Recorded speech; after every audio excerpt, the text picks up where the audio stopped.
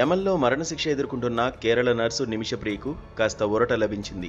ఆమె మరణశిక్ష అమలును యమన్ వాయిదా వేసినట్లు భారత విదేశాంగ శాఖ వర్గాలు వెల్లడించాయి. జూలై 16న ఈ శిక్ష అమలు చేయాల్సి ఉండగా చివరి క్షణంలో స్థానిక అధికారులు దీన్ని నిలిపివేశారు.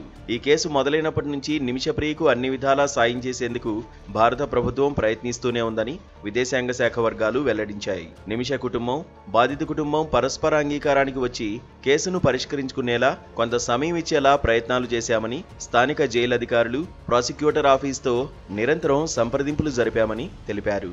అవి ఫలించి మరణశిక్ష అమలును వాయిదా వేసేందుకు యమన్ అధికారులు అంగీకరించినట్లు పేర్కొన్నారు. అయితే ఈ కేసులో బ్లడ్ మనీ తీసుకునేలా బాధిత కుటుంబాన్ని ఒప్పించేందుకు మత గురువు కాంతాపురం ఏపీ అబూబకర్ ముస్లియార్ సంప్రదింపులు జరుగుతున్నాయి.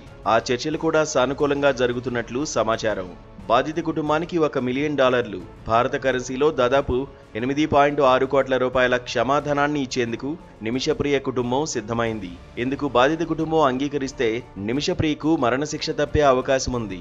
ఈ క్రమంలోనే నిమిష కుటుంబం, బాధిత కుటుంబం పరస్పర అంగీకారానికి వచ్చి కేసును పరిష్కరించుకునేలా కొంత సమయం ఇచ్చేందుకు ఉరిశిక్షను వాయిదా వేసినట్లు సమాచారం.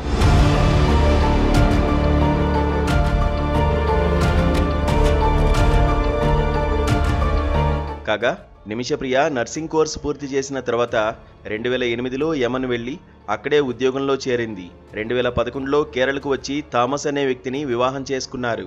ఆ తర్వాత ఆమె యమన్లో ఓ క్లినిక్ తెరవాలనుకున్నారు. కానీ ఆ దేశ నిబంధనల ప్రకారం స్థానిక వ్యక్తి వ్యాపార భాగస్వామ్యంతోనే అది సాధ్యమవుతుంది. దీంతో అక్కడి తలాల్ అబ్దో మెహదీ అనే వ్యక్తిని నిమిషా థామస్ జంట తమ వ్యాపార భాగస్వామిగా చేసుకుని అల్లామన్ మెడికల్ కౌన్సిల్ సెంటర్ను ప్రారంభించారు. ఆ తర్వాత తమ కుమార్తెకు సంప్రదాయ వేడుక కోసం భారత్ వచ్చిన ప్రియా అది ముగియగానే తిరిగి యమన్ వెళ్లిపోయారు. ఆమె భర్త, కుమార్తె మాత్రం కేరళలోనే ఉండిపోయారు. మెహదీ దీన్ని అదునుగా భావించి ఆమె నుంచి డబ్బు లాక్కోవడంతో పాటు వేధించినట్లు ప్రియ కుటుంబం ఆరోపిస్తోంది. ఆమెను తన భార్యగా మెహదీ చెప్పుకోవడం మొదలుపెట్టి పాస్పోర్ట్, ఇతర పత్రాలను లాక్కున్నాడన్న ఆరోపణలు ఉన్నాయి. చివరికి ఆమెను కుటుంబ సభ్యులతో కూడా మాట్లాడనీయలేదని 2016లో అతడిపై ప్రియా పోలీసులకు కూడా ఫిర్యాదు చేశారు. కానీ వారు ఆమెను పట్టించుకోలేదు.